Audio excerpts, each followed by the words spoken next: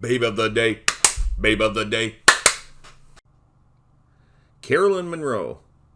Hotness overload. Hotness overload. Caroline Munro has to be one of the foxiest British actresses of all time. I've enjoyed her in everything she's done, and she's done a lot. I don't know if anyone could pull off being smoking hot sexy while still being ladylike as well as Caroline. Yes, Caroline Munro is her real name. It's not a stage name playing off of Marilyn Monroe. They look and act nothing the same anyway. Caroline was always her own kind of girl. Her show business career came about quite by accident, at least on Caroline's part. She wanted to be an artist and went to college for it, but, by her own admission, she just wasn't very good at it. In 1966, a photographer friend took some photos. Unbeknownst to Caroline, he sent them to a big newspaper in London called the Evening News. They were holding a Face of the Year photo contest, and her picture won. This would set the course for the rest of her fantastic life. By age 17, she was already modeling for Vogue magazine. She pursued more modeling work and graced many fine print ads and television commercials. Since she was recognizable on television, it became easy to get walk-on parts in movies. The first film she was in was a cameo in the Italian comedy film Smoke Over London in 1966. The next film she was in, although just an uncredited bit part as a guard girl, was in the 1967 film Casino Royale. This was a spoof of James Bond, and although it was horrible in every way imaginable, it still did well and is enjoyed by some people today. In my opinion, if you're a real James Bond fan, like I am, you won't enjoy this movie. Speaking of opinions, I'll ask you for yours. Is there a woman who you feel should be a babe of the day? I don't just talk about actresses. They can be models, athletes, anything, from any time period. If there is a woman you think is worthy of being called a babe of the day, share it in the comments below.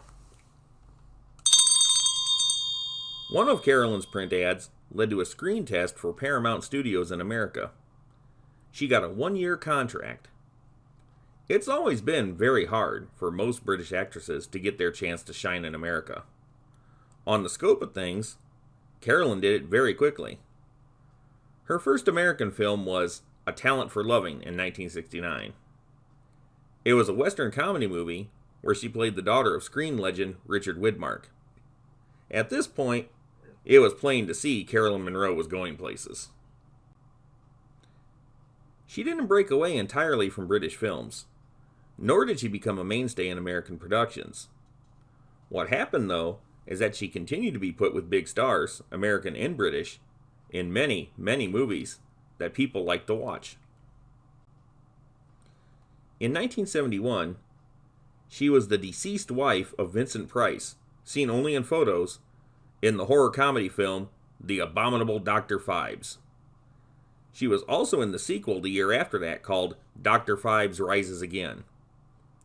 You saw her outside of photographs in the sequel, but she was a corpse. Besides the strong name cast of actors, these are not considered esteemed films by any means. However, they were entertaining drive-in type movies that people like to watch and still do today. This also plunked Caroline into the niche market of horror and fantasy movies. For better or worse, Dr. Phibes was a good thing for Caroline, and this is where she started becoming the screen legend that she is today. Good things continued to happen, and in 1971, she became the only actor to have ever signed a long-term contract with Hammer Productions, Britain's famous horror movie company. Her first movie for them was Dracula AD 1972. For herself, Caroline considers this to be the first time she was really an actress. It was a good movie, and a good part, even though her character gets killed by Christopher Lee's Dracula. Caroline's character was important to the movie, and she got good screen time. In 1973, Carolyn got one of her best known parts in the movie The Golden Voyage of Sinbad. This was for Columbia Pictures, another big American company. Carolyn had a leading lady role where she played Margiana, the slave girl, and did she ever look hot! This was a good movie anyway. It had stop motion effects by the legendary Ray Harryhausen and a good cast of actors.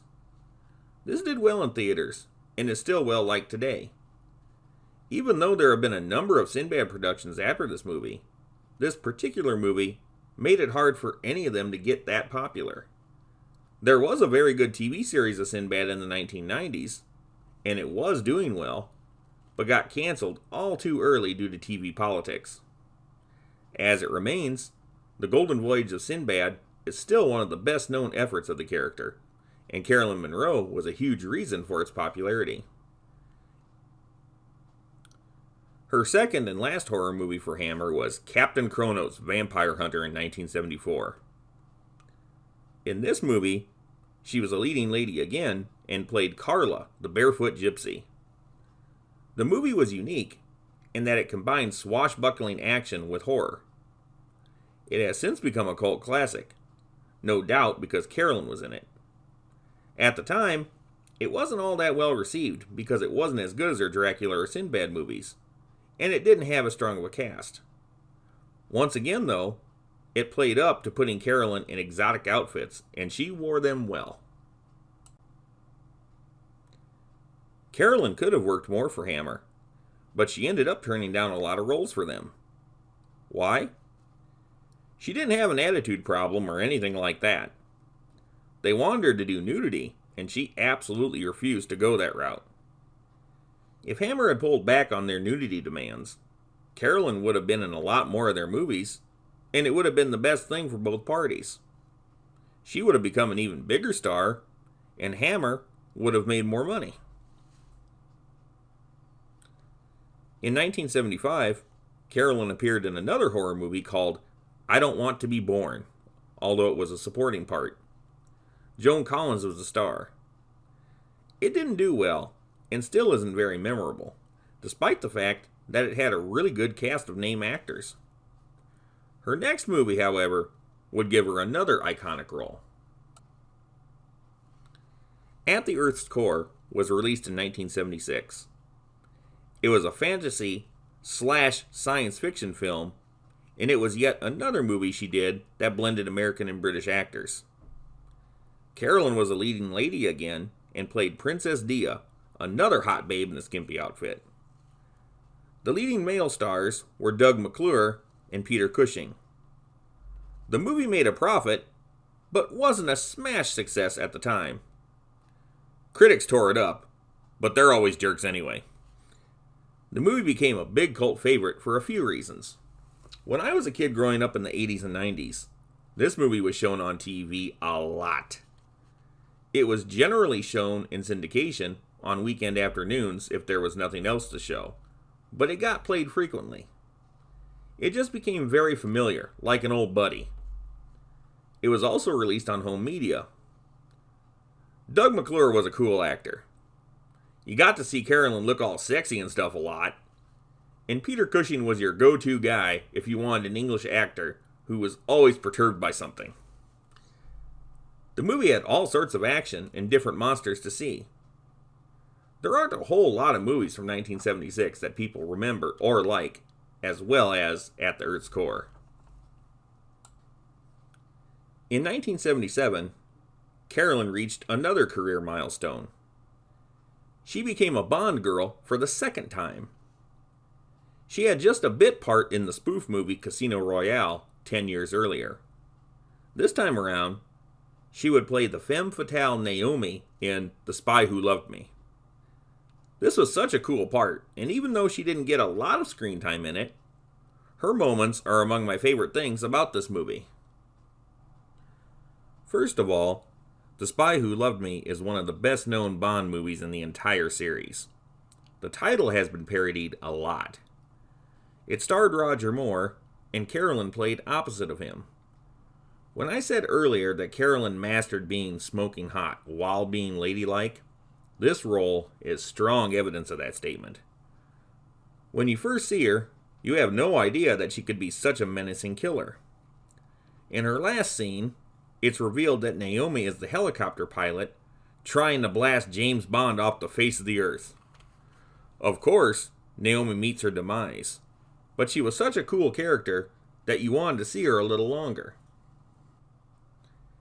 Carolyn kept working after The Spy Who Loved Me, and she was even in some good films here and there, but she never got into anything really big or mainstream again. This is a pity, because she had beauty and talent that needed to be seen by everyone, but at least she was still working. In 1978, she was the star of a movie that was intended to make it big, but it just fell flat. It was an Italian sci-fi movie called Star Crash, meant to cash in on the incredible success that Star Wars had the previous year. It was a troubled production from day one. It took over 6 months to film, but only due to the fact that financing problems halted production. Not to be mean, but it really doesn't look like a movie that should have taken 6 months to make. The movie was made for American International Pictures to distribute, but after they saw it, they said, "Hard pass." If you know anything about AIP, for them to decline a movie is a major burn. AIP put out a lot of trash, and this movie wasn't that bad. It just wasn't wonderful. New World Pictures distributed it instead. The movie bombed and got trashed on by the critics, but it has since developed a cult following. Carolyn Munro should be given the title Queen of the Cult Movies. I don't mean that as any kind of insult. It just so happens that she's been in a lot of movies that people end up liking a lot better later on. Even though elements of Star Crash are clearly inspired by Star Wars, this is not a ripoff. It has its own story and set of characters. Carolyn plays Stella Star, a female-type version of Han Solo who is also a smuggler and a space pilot. She has a sidekick too, but it's definitely not a Chewbacca. Her sidekick looks human, but he is some kind of mystic. They explain nothing about him, and he fights with a laser sword that's like a lightsaber. I think they were trying to combine the characters of Chewbacca and Obi-Wan in a single role. Christopher Plummer played a character called the Emperor, but this Emperor was not evil. He was, in fact, a kind and wise ruler. David Hasselhoff, in an early role, played the Emperor's son. The screenplay of the movie gets picked on by people, and to be truthful, it could have used some work. Another bummer is that Carolyn's voice was redubbed for the American release. What?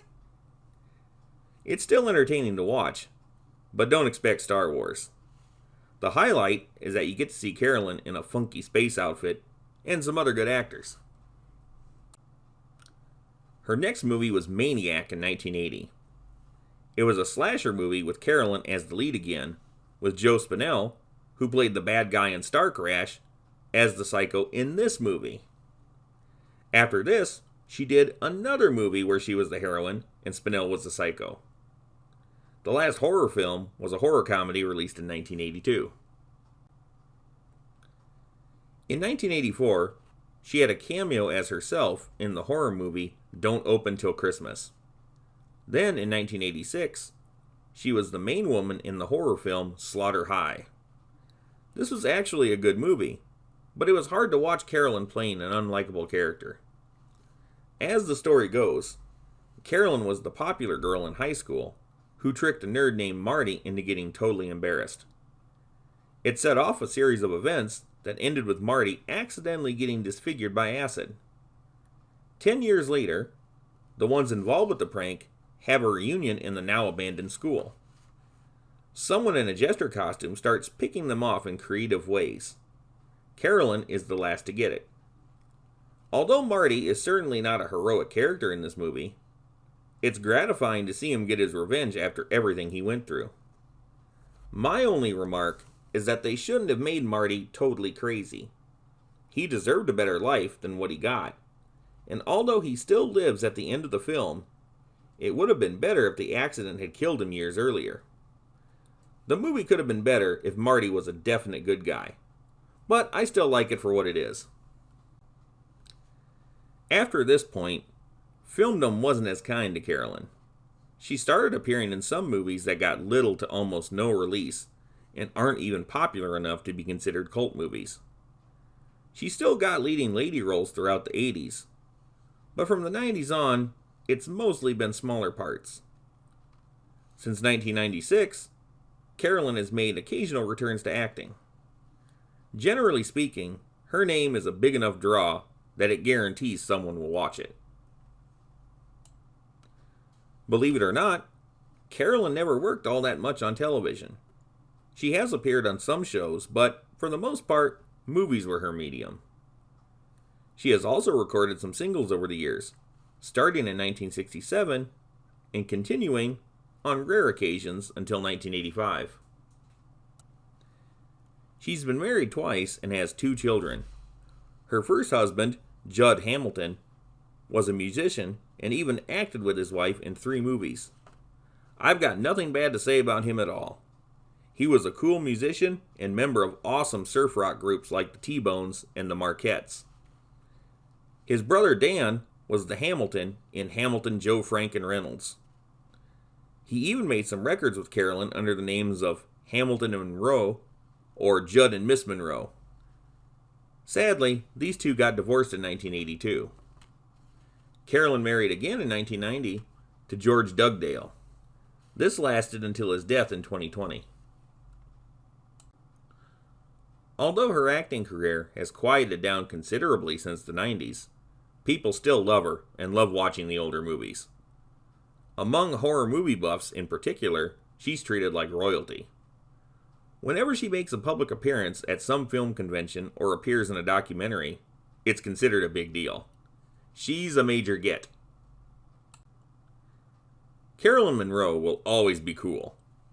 She got into acting in an odd, roundabout way and made a legitimate actress out of herself. It's clear she loves the line of work she got into. For her commitment to sexiness and being awesome, Carolyn Munro was awarded the title of Babe of the Day, Babe of the Day.